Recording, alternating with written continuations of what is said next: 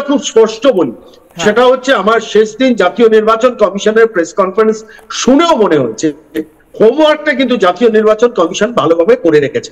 এই রাজ্যে কিন্তু দুর্গাপুজো গেলেই স্পেশাল ইন্টেন্সিভ রিভিশন হবে। এবার এই স্পেশাল ইন্টেন্সিভ রিভিশন নিয়ে মানুষকে বিভ্রান্ত করে যতদিন তার ফায়দাটা পাওয়া যায়, শ্রমশ্রী প্রকল্প দিয়ে কিছু রোহিঙ্গাকে ফিরিয়ে এনে যদি কিছুটা নামটা তুলিয়ে নেওয়া যায়, সেই সব পরিকল্পনাগুলো হবে। কিন্তু এই পরিকল্পনা খুব দীর্ঘস্থায়ী হবে বলে আমার মনে হচ্ছে না।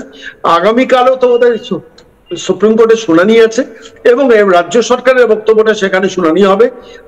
বিহারের ক্ষেত্রটা তুমি যদি একটু কিশোর ভালো করে দেখো, স্পেশাল ইন্টেন্সিভ রিভিশনটা যে নির্বাচন কমিশনের ক্ষমতার মধ্যে, এটা কিন্তু সুপ্রিম কোর্টে মহামান্য বিচারপতিরা বলে দিয়েছেন।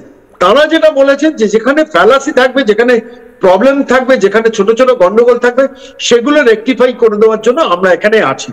এবং জাতীয় নির্বাচন কমিশন রবিবার দিন যে প্রেস কনফারেন্সটা করলেন, সেদিনই কিন্তু পরিষ্কারভাবে বুঝিয়ে দিয়েছেন যে বিহারের মাটিতে যা যা নির্দেশ সুপ্রিম কোর্ট দিয়েছেন প্রত্যেকটা তারা মেনে চলছেন।